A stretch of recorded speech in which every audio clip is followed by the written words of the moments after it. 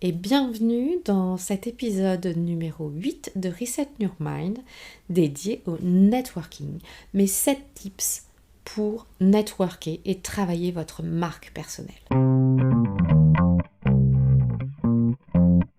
Bienvenue chez Reset Your Mind.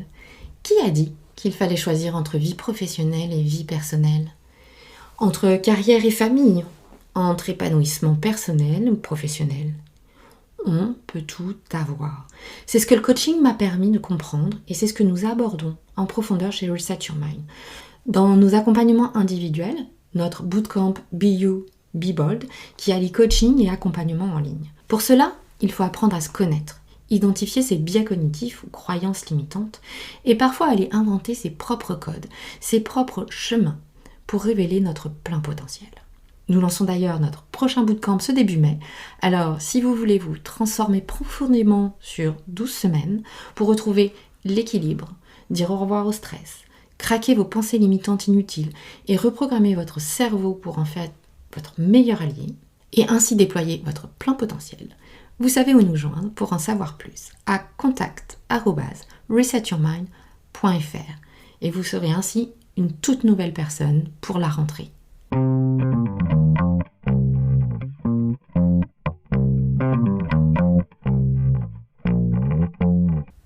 Pendant longtemps, j'ai évité le networking, voire fui ces événements. J'avais toujours mieux à faire, pas le temps pour ces fioritures. Et il faut reconnaître que parfois, il faut se battre un peu en interne avec son entreprise pour pouvoir prendre le temps d'assister à ces événements. Mais avec le temps, je me suis rendu compte à quel point investir dans le network, dans le réseautage, participer à des conférences, des salons, était important, et je dirais même primordial. Et ce, à plus d'un titre. Tout d'abord parce que nous restons des animaux sociaux, et que l'échange est dans notre nature. C'est dans l'échange que se construisent, se nourrissent nos réflexions, nos projets, nos solutions. C'est dans l'échange que notre idéation est la plus stimulée. Il y a donc un aspect de nourriture intellectuelle qui est primordial, que le networking vient alimenter et que nous sous-estimons grandement. À échanger avec des pairs, des experts que nous ne retrouvons pas forcément toujours dans nos entreprises, nous permet d'anticiper des nouvelles tendances, l'évolution globale du marché. Cela nous permet aussi de rencontrer à travers ces échanges des personnes qui deviendront peut-être demain des références que l'on sollicitera en cas de difficulté ou des références que l'on sollicitera en cas de recherche d'emploi ou d'évolution de carrière. J'ai souvent contacté mes homologues pour échanger sur des nouveaux sujets à traiter, des difficultés rencontrées aussi parfois, l'ouverture d'un nouveau pays par exemple, pour comprendre les enjeux et avoir leurs alertes sur les points à ne pas sous-estimer.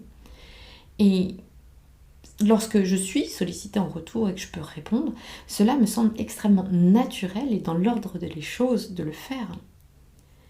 Un autre point à ne pas négliger, ce networking permet aussi de prendre conscience de l'attractivité du marché dans lequel vous évoluez et de votre propre attractivité professionnelle par une comparaison objective au travers de ces échanges justement ou des conférences qui sont présentées, savoir où vous en êtes, où est-ce que l'on se situe, quel est notre niveau d'expertise réel, qu'avons-nous potentiellement encore à creuser, à renforcer, est extrêmement important et contribue à une certaine aisance et une confiance en soi.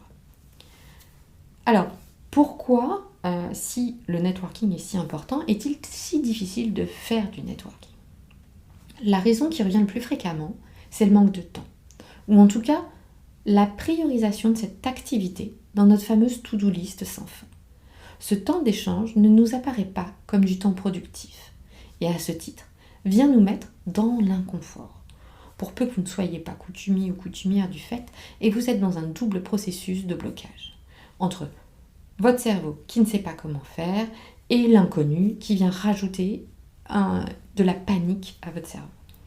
Or, n'oubliez pas, vous renforcez vos compétences dans ces échanges, vous créez des opportunités de le faire, en tout cas, et qui seront bénéfiques pour vous, mais aussi pour votre employeur.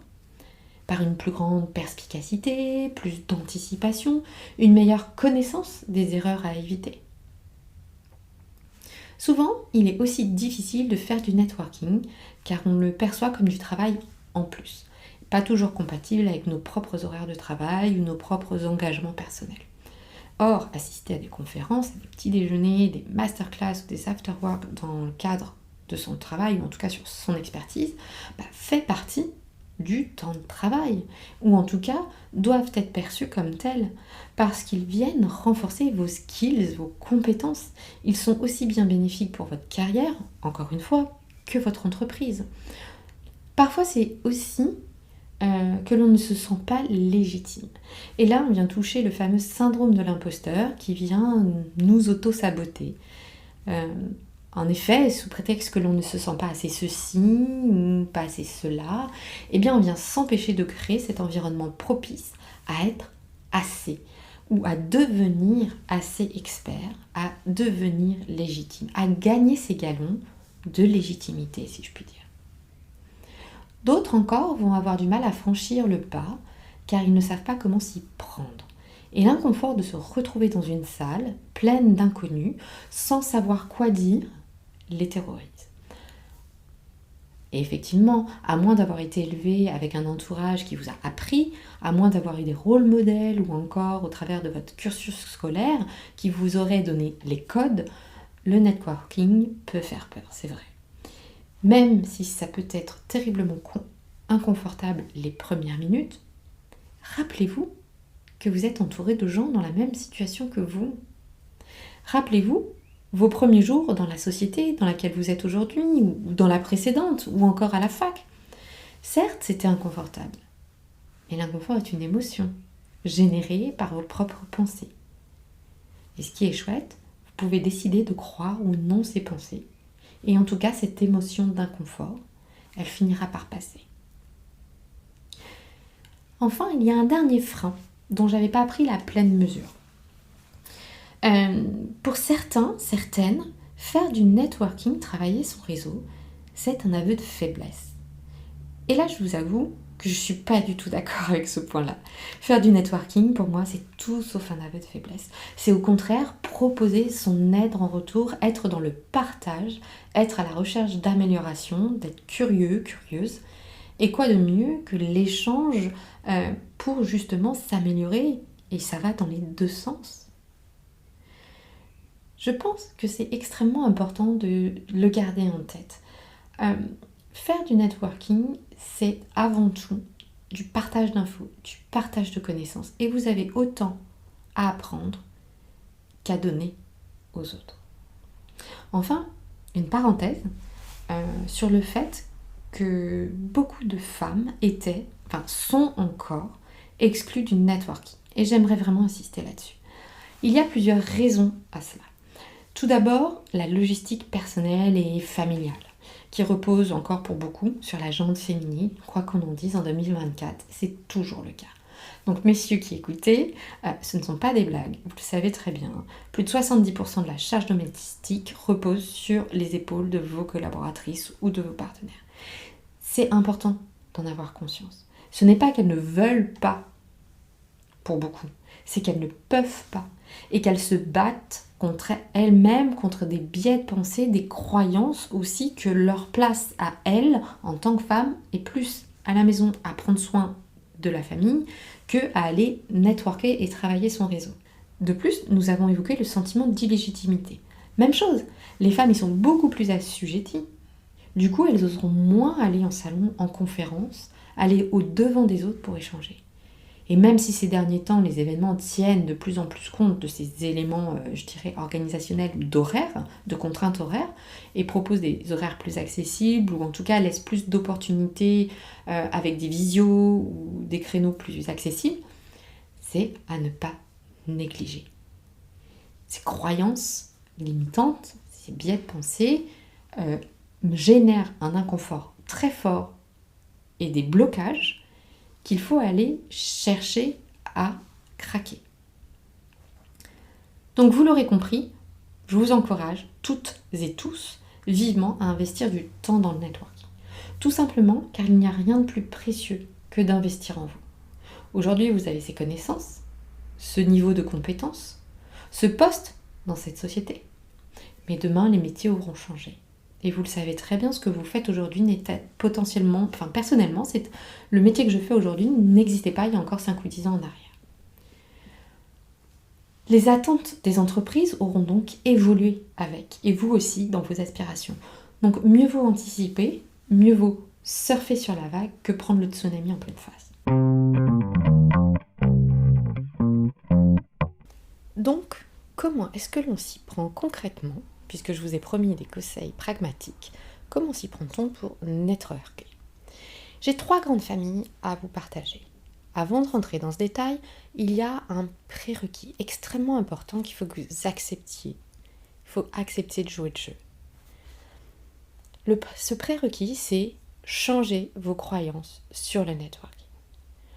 C'est du travail. Donc, ça peut se faire sur les heures de travail. Ça ne vient pas empiéter votre productivité. Il est important de distinguer les deux. Vous aussi, vous avez à apporter aux autres, en plus d'apprendre. Une fois ce prérequis établi, il y a la première grande famille, la base, qui est pour moi LinkedIn. LinkedIn est votre meilleur ami, surtout lorsque vous ne savez pas par où commencer. Pourquoi ? Parce que LinkedIn est le réseau professionnel par excellence. C'est une véritable mine d'or. Donc, mettez votre profil à jour. Ça ne prend pas tant de temps que cela. Affranchissez-vous de toute la jargonite interne de votre entreprise. Il faut qu'une personne extérieure comprenne ce que vous faites en moins de 5 secondes. Et lancez-vous. Ça, c'est pour mon premier tips sur LinkedIn. Mon second tips, suivez des personnes qui vous inspirent. Toujours sur LinkedIn, suivez des personnes qui vous inspirent, même si ça n'a aucun lien avec votre travail. Suivez des personnes que vous avez rencontrées, des fournisseurs, des clients avec qui il y a eu un fit, il y a eu quelque chose. Ça vous permettra de capter justement les tendances et l'évolution de votre marché. Troisième tips, toujours sur LinkedIn, osez. Osez contacter des personnes, osez contacter des réseaux d'entreprises, commentez des posts sur des sujets qui vous touchent ou vous interpellent, et postez vous-même, même si c'est bref ou si ce sont de posts très courts, osez poster, vraiment. Ça vous entraîne. Et vous savez quoi ? Si jamais le post est mauvais, personne ne le verra, car l'algorithme de LinkedIn ne le mettra pas en avant. Donc, vous serez gagnant. De plus, vous verrez, la plupart du temps, les gens que vous allez contacter seront ravis d'échanger avec vous en retour. Et s'ils ne le sont pas, eh bien, ils ne vous répondront pas et vous pourrez passer à autre chose. Deuxième famille importante, ou catégorie, qui est une mine d'or elle aussi, ce sont bien évidemment le web et les réseaux sociaux. Faites quelques recherches sur les thématiques qui vous intéressent, les entreprises qui vous intéressent ou les groupes qui vous intéressent et abonnez-vous à leur newsletter. Si vous êtes fan d'animaux, il y a des réseaux de protection. Vous travaillez dans la finance, il y a des réseaux, des associations qui cherchent toujours des membres. Vous travaillez dans le BTP, pareil. Dans la musique, pareil. Vous êtes solopreneur, indépendant, il y a des réseaux qui vous rassemblent justement, régionaux, plus locaux ou nationaux, pour aider à casser cet isolement d'indépendants ou de solopreneurs. Vous trouverez forcément des raisons en fonction de vos centres d'intérêt, de votre job ou de vos aspirations. Car networker, ça peut aussi être sur des aspirations plus personnelles. Et n'oubliez pas, ces réseaux, ces groupes ne vivent que grâce à leurs adhérents. Donc, il est important pour eux aussi d'avoir de nouveaux entrants. Et si c'est plus facile pour vous de commencez par des réseaux sur vos centres d'intérêt personnels. Vous vous sentirez peut-être plus à l'aise de parler, d'échanger avec des gens que vous ne connaissez pas, mais qui ont le même centre d'intérêt que vous. Mon tips suivant, c'est les salons et les conférences. C'est le 5e. Checkez les salons dans votre région, dans votre domaine d'activité. Il y en a toujours. Que ce soit au travers de votre entreprise, dans les conseils régionaux, les chambres des métiers, les chambres du commerce, il y a plein de réseaux et d'events, de regroupements. 6e tips, autorisez-vous à être un ou une newbie. Vous n'êtes pas la seule ou le seul dans cette situation-là, de ne pas forcément être hyper à l'aise. Lorsque vous allez dans ces salons, n'oubliez pas, tout le monde est comme vous. Vous n'êtes pas seul à ne pas trop savoir comment faire. Autorisez-vous à être un newbie, un débutant, une débutante.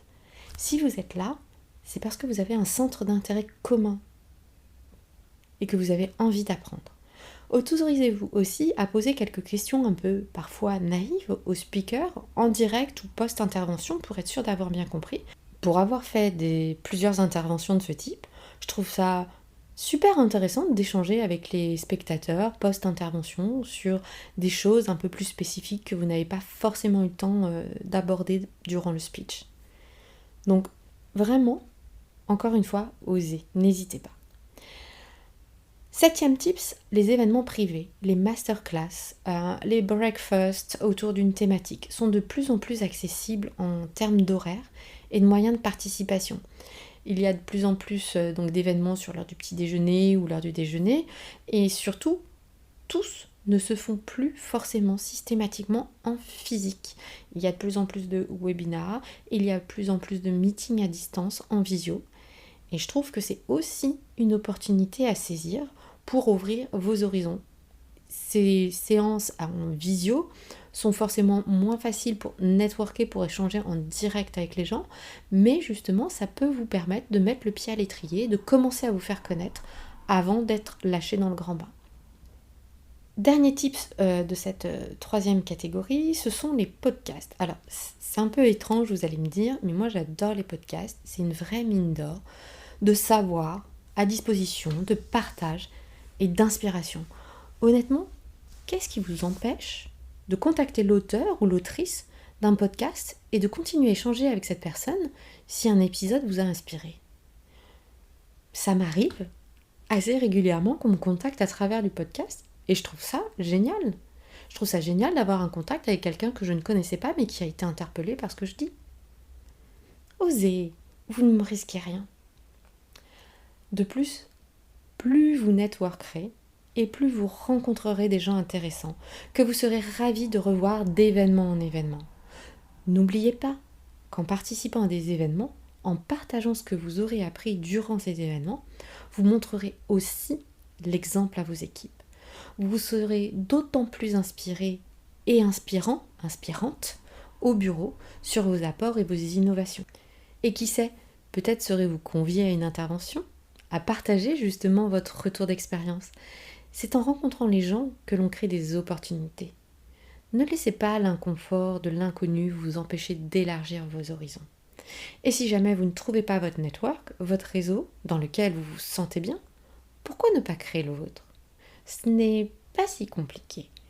Personnellement, c'est ce que j'ai fini par faire en parallèle des réseaux que je côtoyais, afin d'apporter une pierre supplémentaire, d'avoir un réseau qui me ressemblait un peu plus, dans lequel je me sentais plus à l'aise, plus en confiance pour faire des prises de parole, mener des actions qui me tenaient à cœur. De plus, créer un réseau n'interdit pas de continuer de côtoyer les autres, ça n'a aucun lien. Je vois les réseaux comme des bulles d'intérêt qui cohabitent les unes avec les autres et n'ont pas besoin d'être exclusives. Parfois même elles se rencontrent et c'est là que des choses peuvent se passer aussi à ce niveau-là. Je vais récapituler tout ça parce qu'il y avait beaucoup de choses aujourd'hui. Premier tips, dans la famille LinkedIn, je dirais avoir un profil à jour. Le deuxième, suivre des personnes qui vous inspirent, même si vous ne les connaissez pas forcément. Le troisième, c'est oser contacter ces personnes sur LinkedIn. Ces personnes, ces réseaux d'entreprise, c'est oser commenter des posts, oser prendre la parole.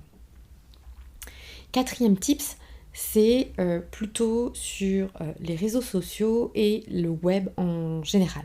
Faites des recherches sur des thématiques qui vous intéressent, inscrivez-vous à ces newsletters.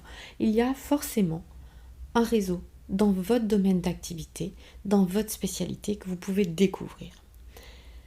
5e tips, les salons et les conférences. Checkez les salons autour de vous, essayez d'y participer, allez vous enrichir, vous nourrir intellectuellement dans ces conférences. Le 6e tip, c'est accepter d'être une ou un débutant. Accepter d'être un newbie. une débutante ou un débutant, vous n'êtes pas seul dans ce cas dans la salle. Autorisez-vous les questions naïves, aucun souci. 7e tips, les événements privés, les masterclass, les événements webinars ou à distance, qui sont donc plus systématiquement physiques, mais qui sont fréquemment en visio aussi maintenant. Dernier tips, bien évidemment, les podcasts. Autorisez-vous éventuellement à contacter l'auteur ou l'autrice d'un podcast qui vous inspire. Je suis certaine qu'ils seront ravis d'échanger avec vous là aussi. Le mot de la fin de ce podcast, ça serait vraiment de voir le networking sous un autre angle, de voir le networking, de travailler son réseau comme du travail, du temps de production. Parce que au même titre que vous allez produire, créer des livrables ou autres, networker, c'est venir préparer votre cerveau, vos connaissances à la suite, à l'étape d'après. Donc vraiment, mon mot de la fin, ça serait: n'oubliez pas que le networking, c'est du travail. Je vous dis à la semaine prochaine pour un nouvel épisode.